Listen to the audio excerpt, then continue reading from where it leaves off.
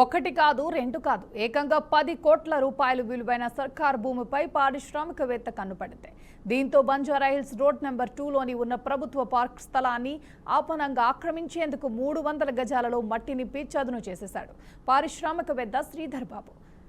అక్రమంగా పార్క్ నిర్మాణ స్థలంలో నిర్మాణ సామగ్రిని సిమెంట్ బస్తాలను వేసి స్థానికులకు ఆహ్లాదాన్ని పెంచే పార్క్ స్థలాన్ని సొంతానికి వాడుకుంటున్నాడు. ఇదేంటి అని అడిగిన వారిపై శ్రీధర్ రావు బెదిరింపులకు దిగుతున్నాడు.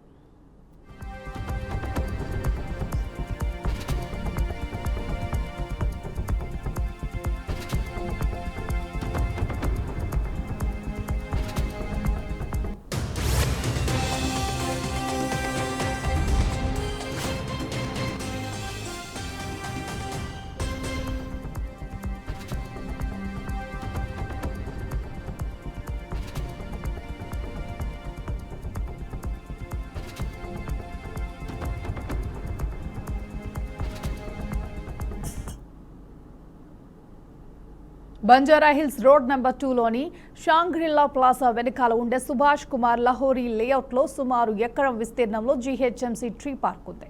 ఈ పార్క్ ఆనుకుని పారిశ్రామికవేత్త శ్రీధర్ రావు భవన నిర్మాణం చేపట్టారు.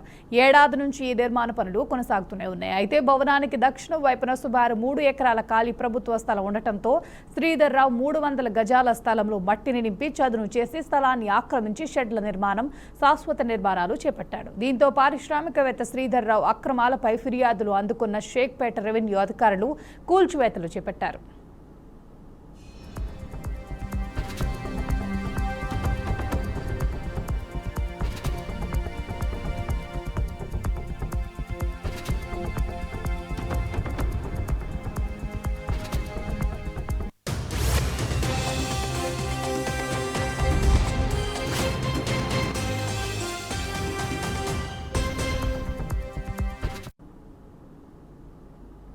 రెండు తెలుగు రాష్ట్రాల్లో సీఎంలతో సహా పెద్దలంతా తనకు స్నేహితులంటూ అధికారులపై శ్రీధర్ రావు బెదిరింపులకు దిగాడు.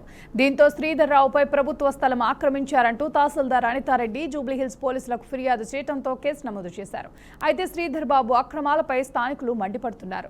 ఆహ్లాదాన్ని పంచాల్సిన పార్కు మొత్తం నిర్మాణ సామగ్రితో కళావిహీనంగా మారిందని అంటున్నారు. జీహెచ్ఎంసీ పార్క్ ప్రహరీని కూల్చడమే కాకుండా స్థలాన్ని సొంతంగా వాడుకుంటున్నారని ఆరోపిస్తున్నారు.